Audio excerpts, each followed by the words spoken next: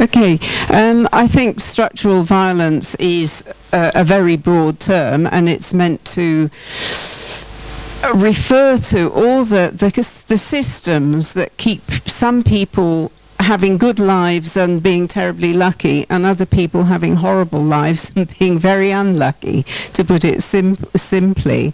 Johann Galtung's definition of violence, I think, was very helpful. Avoidable insults to basic human needs. So structural violence is what makes it possible and systematic that those avoidable insults to basic human needs are ongoing. If I think about what's going on in Kenya and Somalia at the moment, that living so close to death your whole life, that the lack of rain can make you have to watch your children die, while I never worry about my next meal. The world that makes those lives so different is a structurally violent world. And then there are much smaller, more micro versions of those injustices in all of our societies. So there are the huge structural violences that go across continents, and there are the local structural violences which we all recognise in our own countries. And I would see militarism as a massive structural violence in itself, which perpetuates and exacerbates all the other ones. So structural violence is a big issue, but it's a very important concept, I think. Dankeschön, Cordula. Ja, ich wollte, if I may, zu deiner Frage zurückkommen, was wir unter effektiver Friedensförderung verstehen. Und natürlich dann auch ein bisschen Eigenwerbung für meinen Workshop machen, der sich nämlich genau mit diesem Thema beschäftigt. Nein, ernsthaft, was verstehe ich unter effektive Friedensförderung? Ich lehne mich da sehr dem Verständnis an von einem Ansatz Reflecting on Peace Practice, der sich in den letzten 10 Jahren entwickelt hat. Und es geht genau um diese Frage, wie können wir sicherstellen, dass das, was wir machen, effektiv ist, dass wir damit was erreichen, dass wir einen Impact haben, dass wir einen positiven Effekt auf die Friedensdynamik haben. Und von dem Prozess, an dem ich beteiligt war, was wir daraus wissen, ist nicht viel, aber einiges, was wir wissen, deutet darauf hin, dass die Methoden, die Prozesse, die Strategien, die uns ermöglichen, zu den sogenannten Key Drivers of Conflict, also zu den Schlüsselfaktoren zu Gewaltkonflikten und den Schlüsselakteuren, und dazu gehören dann in den verschiedenen Krisenregionen, mit denen wir uns beschäftigen, auch die so-called Hard to Reach, also diejenigen, die sich vielleicht erstmal nicht dem Friedensprozess anbieten, in Anführungsstrichen, als Akteure, die vielleicht auch nicht die Friedenssprache sprechen, sondern eigentlich gar kein Interesse an dem Frieden haben. Also diese Arbeit auf der einen Seite an den Schlüsselfaktoren des Gewaltkonfliktes und die Arbeit mit den Schlüsselakteuren des Konfliktes, das würde ich als effektive Friedensförderung bezeichnen. In Abgrenzung zu Konfliktsensitivität, weil ich denke, das ist ein ganz entscheidender Unterschied, wenn man vielleicht in einer Schule Mediationstraining anbietet.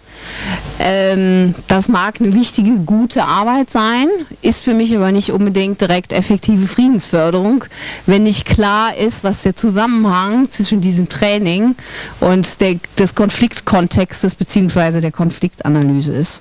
Ich denke, das ist ein ganz, ganz wichtiger Unterschied, Konfliktsensitivität und effektive Friedensförderung, weil es in den letzten Jahren eine Verwischung gab, dass zumindest in dem deutschsprachigen Raum, mit dem ich ein bisschen näher vertraut bin, dass man gesehen hat, dass viele Entwicklungsorganisationen zum Beispiel jetzt auch alle sagen, sie machen Friedensförderung.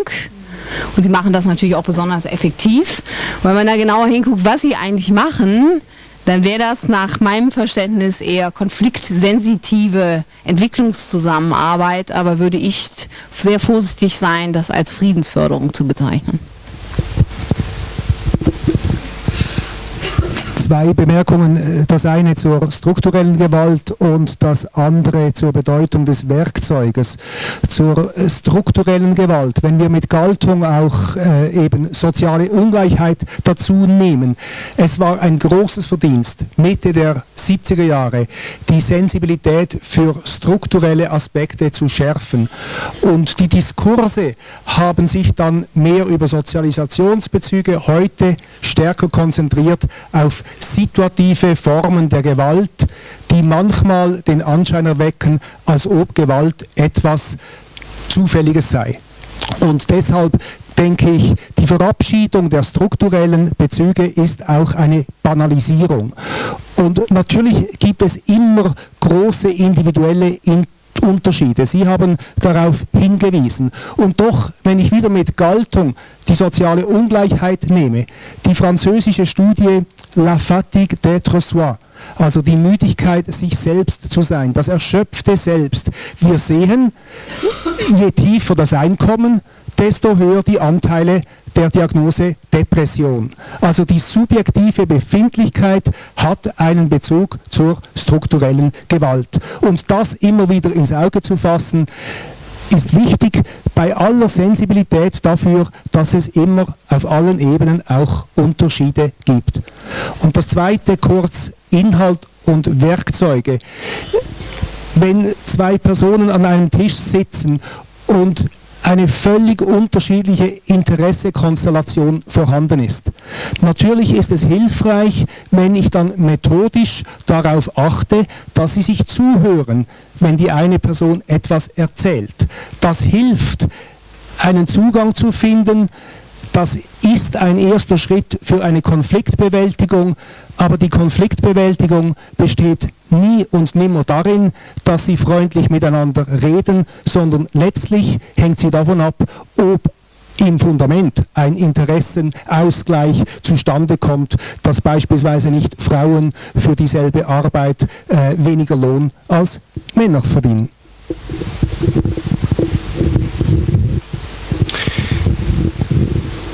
A number of years ago, I was on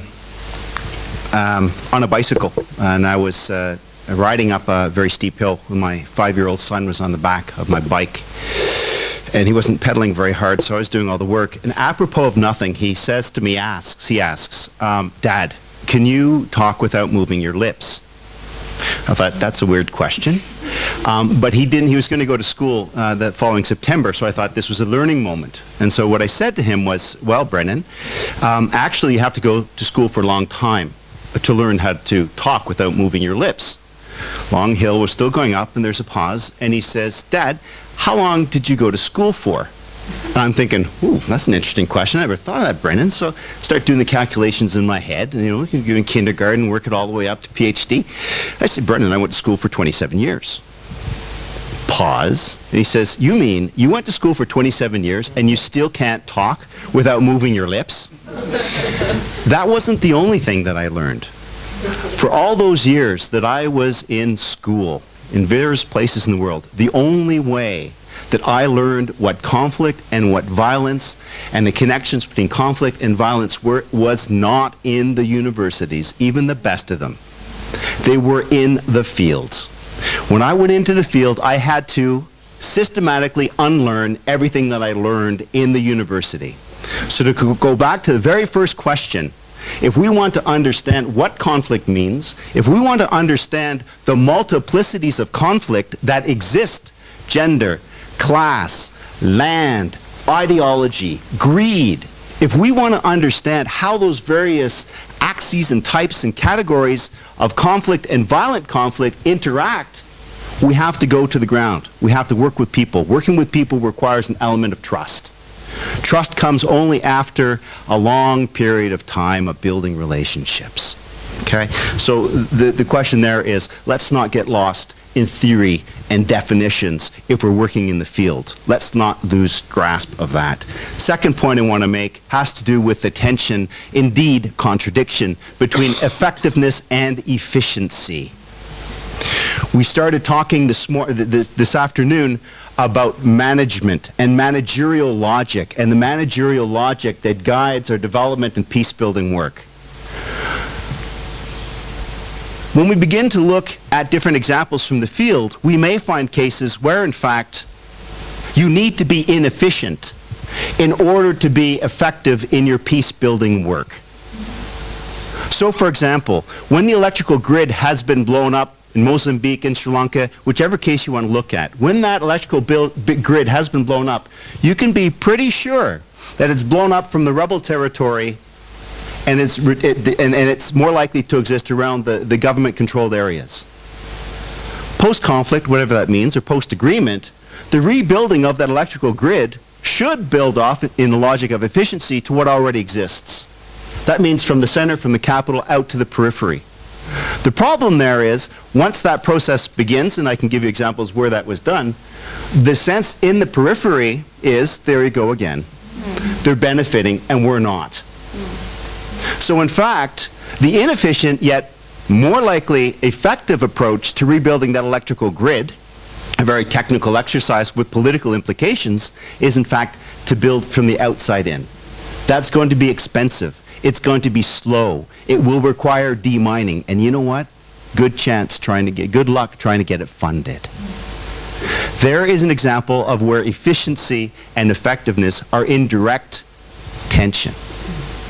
So when we talk about, of course you can't manage peace. Okay, so what does that mean? How do we work towards an anti-managerial logic of peace building? And what is a managerial logic of peace building anyway?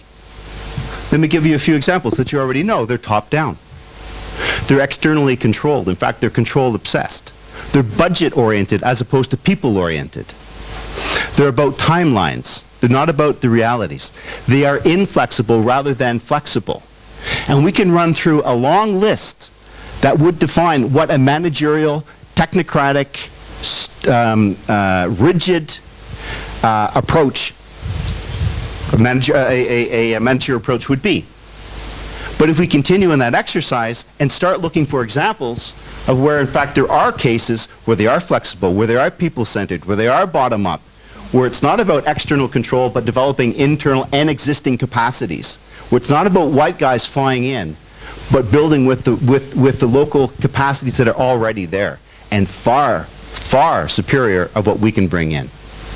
Okay, so if we take that seriously, then we have to, in fact, not only rethink, but completely restructure and develop new approaches to the way we do our peace building. There's where we talk about metaphors. Peace building. Is that what it is? Is there some type of a blueprint that we can pull out, a recipe book perhaps with the various ingredients? If we get rid of that term peace building and we start talking about peace nurturing, well, our metaphor has changed. We're talking about gardening metaphor. It changes the way we think about, understand, and therefore approach peace. It's not about putting the pieces together and constructing whatever we're constructing.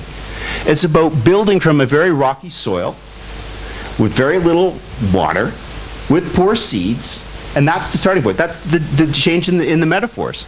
So I would encourage you to rethink, not just rethink, but think about different metaphors. Cultivating peace, birthing peace, that's a painful one, but it changes the way we think about it. And the last thing, just on the evaluation front, is evaluation, I'll say it now, 90% political, 10% technical. Evaluation, like any other managerial tool, has primarily been used as a form of control, as an auditing technique. Evaluation on its own is not the solution. But I think we have to broaden the way we understand what evaluation is. And there are forms of evaluation, particularly empowerment evaluation, which by virtue of the way it is done, who it works with, and its objectives, undercuts this type of top-down controlling orientation to most evaluation approaches. Okay, so on that note. Yes, sure. No, please. Sure.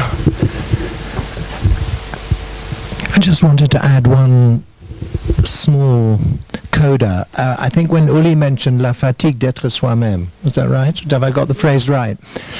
And that really struck a chord with me. And as it did, I was realizing that one of the dimensions we haven't talked about here is the internal structures which people have within their own minds and within their own cultures, which act so effectively to prevent the kind of change we're talking about. I think those of us in peace nurturing or conflict transformation are somehow often less alert to the psychological and psychosocial dimensions to what we're doing, which are so crucial, which emanate from a sense of despair, which lead to a culture of silence.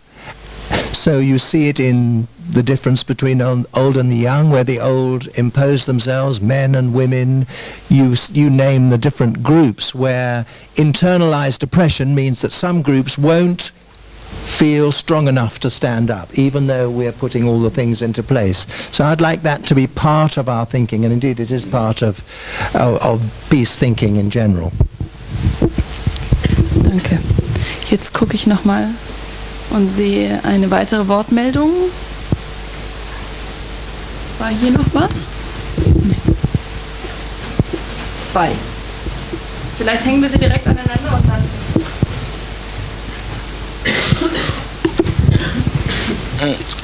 Oui, souffrez que je revienne encore. Je voudrais parler un peu de l'évaluation et partager avec vous l'expérience personnelle, parce qu'en 2009, j'ai été appelé à évaluer un projet sous-régional Afrique de l'Ouest pour une organisation finlandaise sur la paix. Arrivé en Côte d'Ivoire, j'ai constaté que les leaders religieux qui ont été financés pour un programme de paix ont utilisé une partie de l'argent pour faire des tables bancs, pour soutenir le rosé des femmes. Et quand je leur ai posé la question, ils ont dit il faudrait que les gens viennent à l'église avant que le message ne passe.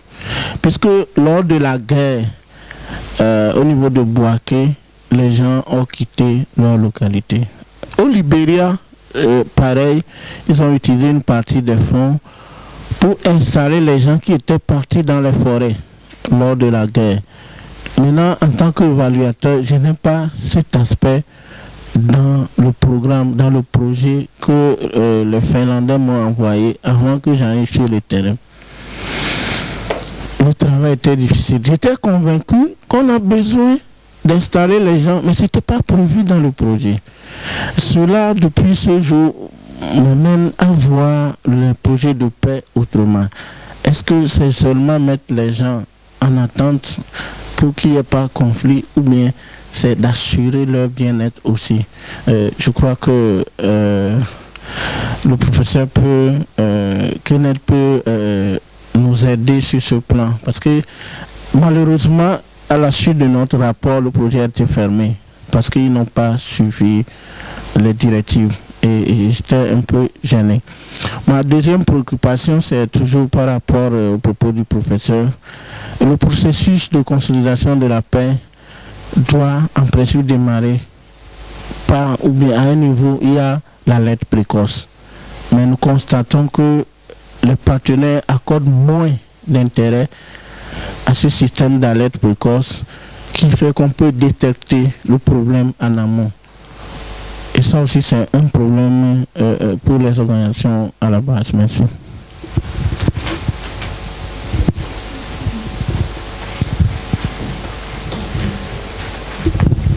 Ja, danke. Das passt jetzt vielleicht nicht so ganz dazu. Ich heiße Michael Eberlein, arbeite im Programm Ziviler Friedensdienst in der Gesellschaft für internationale Zusammenarbeit in Deutschland. Und Sie haben jetzt verschiedene Sachen angesprochen. Ich bin so ein bisschen am Schwimmen, worum es jetzt hier eigentlich genau geht. Aber ich denke, es geht zum einen um Inhalte. Und ich glaube, da finden wir große Einigkeit hier. Und wir können hier nach 5 Tagen rausgehen und zufrieden sein und sagen, haben wir gut gemacht. Sind wir uns wieder einig. Dann über Methoden, da geht es vielleicht schon ein bisschen mehr auseinander.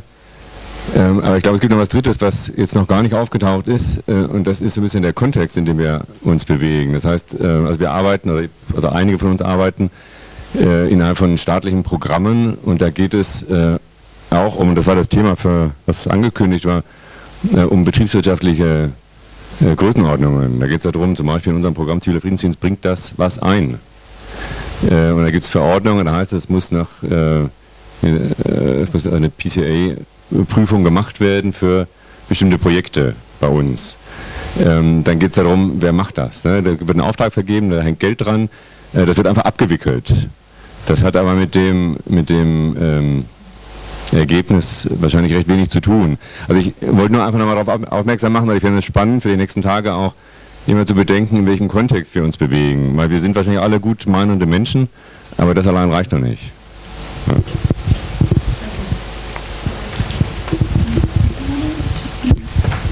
Go on with the evaluation a bit. First of all, just to emphasize the need to better understand what difference context makes. And it's amazing all this time over the last 15 years of working in the area of evaluation, first of all, of how the evaluation tools have not taken into consideration differences of context, and there are reasons why that's so. But for our interests here over the next week, the question is, what difference does working in conflict-prone areas make for the type of work we're doing? And it does affect the way we do our evaluation. It does affect the way, in terms of access, it has issues, it has implications in terms of security, information, and so on. So I just underscore that point, and I think that you are right to put it on the table as an issue that we should keep in each of our opportunities for discussion. The second point that I just wanted to bring up had to do with early warning systems. Early warning systems in conflict-prone areas. One of the greatest disasters of the last century was Rwanda. There was no shortage of early warning in Rwanda. The memos were coming out. The memos were being sent, the memos were being received, and there wasn't any response to those memos. I always get very nervous when I hear suggestions for early warning systems, because the mechanisms are in place. Whether or not the messages are listened to and responded to is a different issue altogether. And again, trained as a political scientist, my mind always goes back to the politics of it.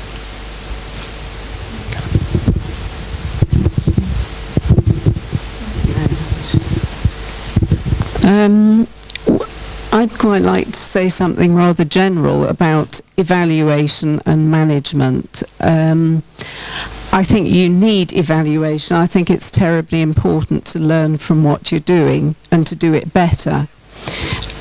What I worry about is that evaluation is so much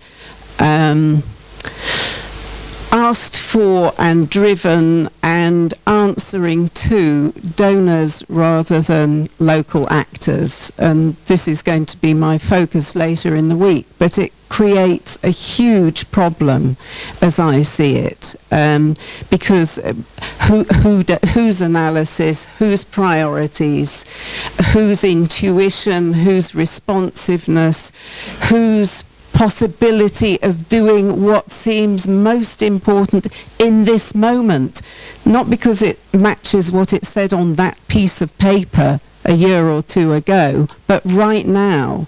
Who has the power to be responsive, intuitive, and accountable?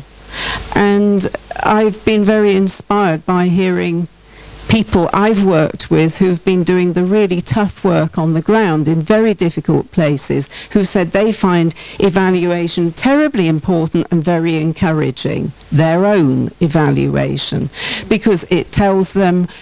A group of women in Sri Lanka said to me, we realise when we do evaluation just how much we've done and the difference it's made. But that's not necessarily going to come through all the way back to Britain or wherever the money came from. That may not tick the boxes at all, because they were working on what they knew mattered, not what somebody else had written on a piece of paper.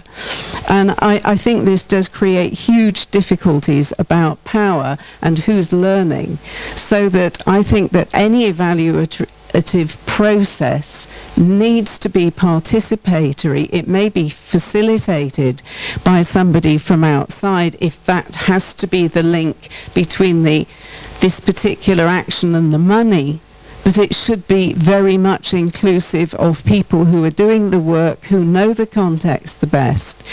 The other thing I wanted to say, which is broad, is that so much evaluation is related to predictions. We will have had this kind of impact within, by doing these things, we will have achieved that. How can you possibly know?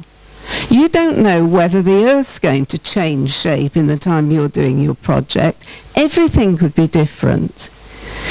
You're never having a clear run at just going from A to Z because everything's changing around you.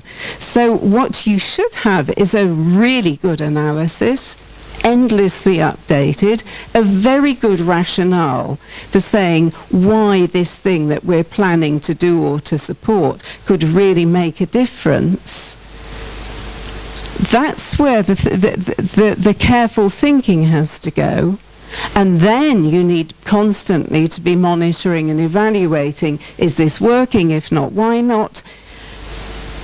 And the implementation will make a huge amount of difference, and the subtleties of implementation don't go into those boxes. So do we leap to the conclusion we were doing the wrong thing, or do we leap to the conclusion that actually the people who were doing it didn't do a very good job? We have to be very careful what we're managing and what we're evaluating. And what we can evaluate is good, clear, honest thinking, constant checking, and really good quality work. And those things we really have to be accountable for. But I think there's an awful lot in the way the whole thing's structured, even with all the new theories and trying to answer the problems.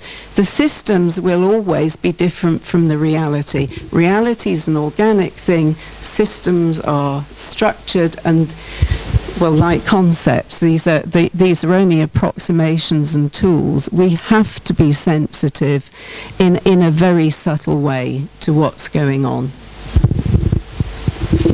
Danke, Diana, für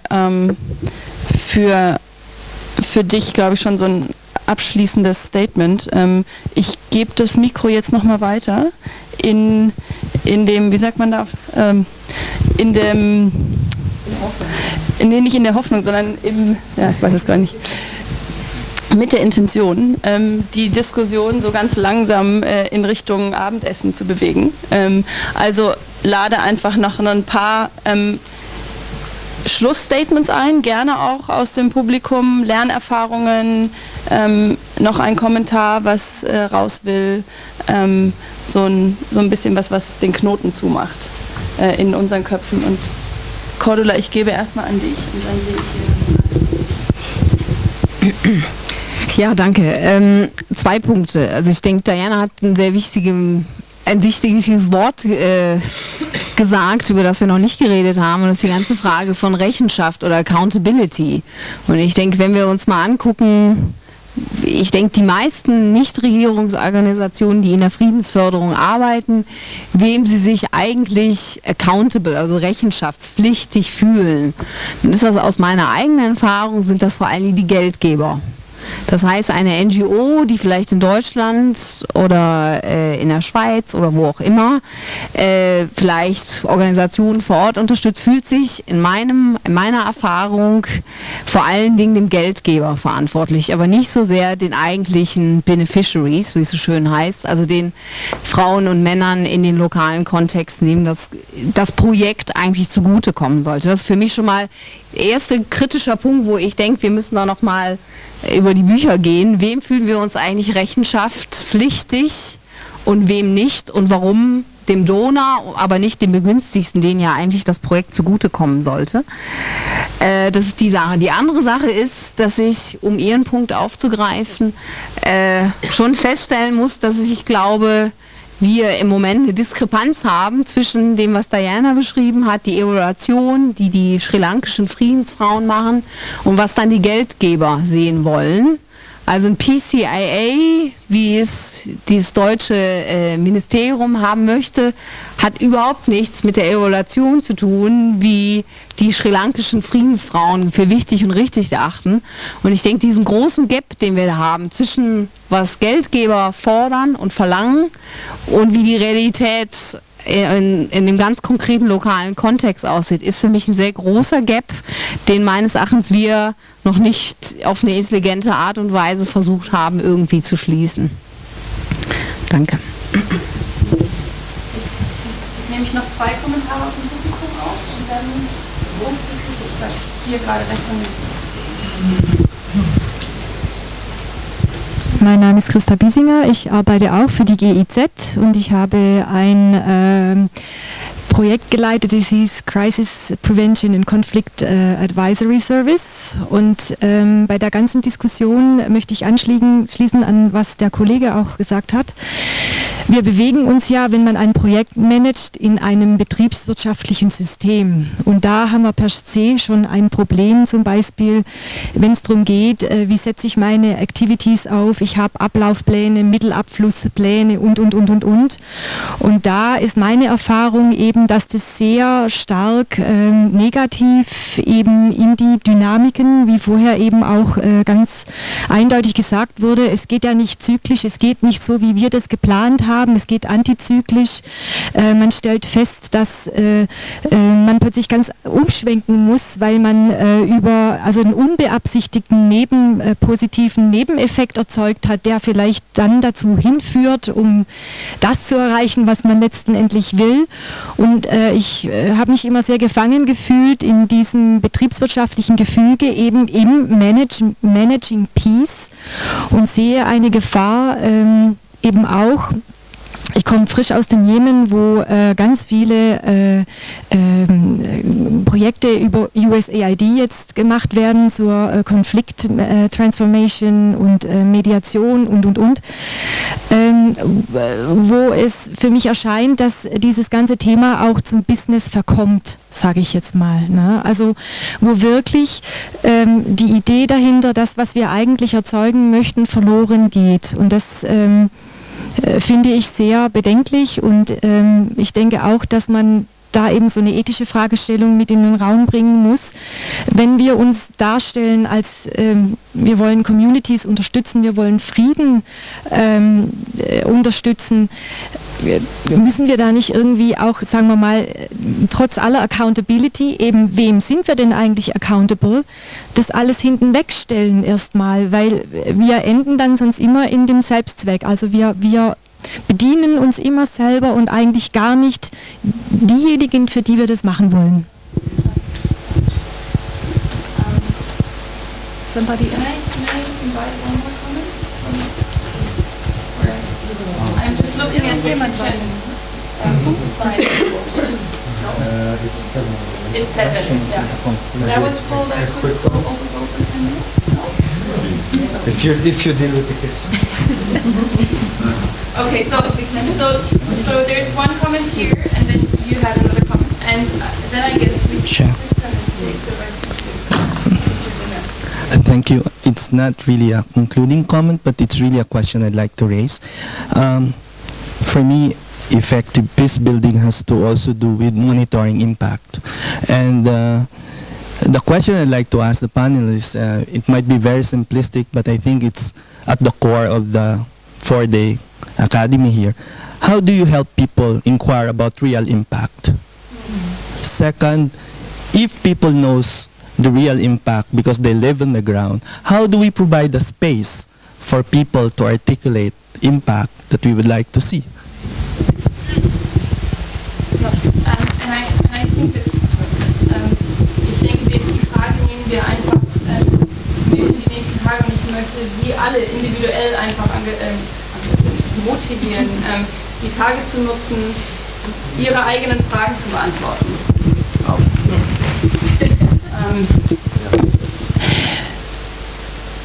I'm just going to do this in English, so then. Yeah, for the French, I'm so sorry. 3 languages. So I'd just really like to encourage you to use this opportunity of really 4 or 5 days together and drive your own learning process according to your questions that you're holding, and get into conversations with people, because this is like this is the paradox of life. We don't have too much time, so I'm just gonna pass it for your last comment, because I really feel you really want to speak it, so I'm giving it to you. Alors, merci bien. Moi, c'est Kamara Abdoulaye. Je viens de Tchad, la Guinée. Je travaille au compte de l'Université populaire et Essor, une ONG française. Bien, ma question, c'est juste de savoir, on parle aujourd'hui de la gestion de la paix. Et il faut, c'est-à-dire dans la gestion de la paix, qu'est-ce qu'il faut enseigner ici aux citoyens? C'est de les apprendre à faire recours à la justice, ou de ne pas se faire la justice eux-mêmes. Et deuxièmement, nous avons remarqué aujourd'hui dans beaucoup de pays africains qui ont été victimes de turbulences politiques sociales. L'Afrique du Sud a fait une expérience en ce qui concerne vérité et réconciliation. Donc aujourd'hui, d'autres pays aussi africains veulent emboîter le même pas. Par exemple, la Côte d'Ivoire et aussi la Guinée, mon pays aujourd'hui. Parce que nous avons constaté qu'il y a plus de victimes aujourd'hui. Est-ce qu'il faut juger tous ces coupables, ou bien il faut passer par une vérité de réconciliation de la population? Donc cette procédure, est-ce que c'est aussi une manière de gérer la paix, ou bien c'est une manière de protéger peut-être des coupables? Parce que si on fait une vérité de réconciliation, on ne va pas condamner ici les coupables. Vous voyez?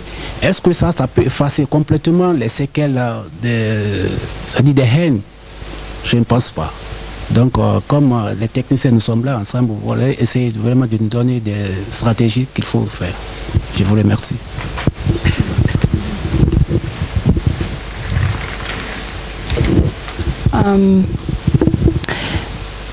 Ja, und im Prinzip mit diesen offenen Fragen möchte ich uns alle einfach ins Abendessen schicken, und nicht nur ins Abendessen, sondern auch in die nächsten Tage, und hoffe, dass wir viele, viele kleine Momente wie diesen großen Moment hier in den Kaffeepausen, in den Workshops, in den Abenden finden und unsere Fragen einfach weiter verfolgen.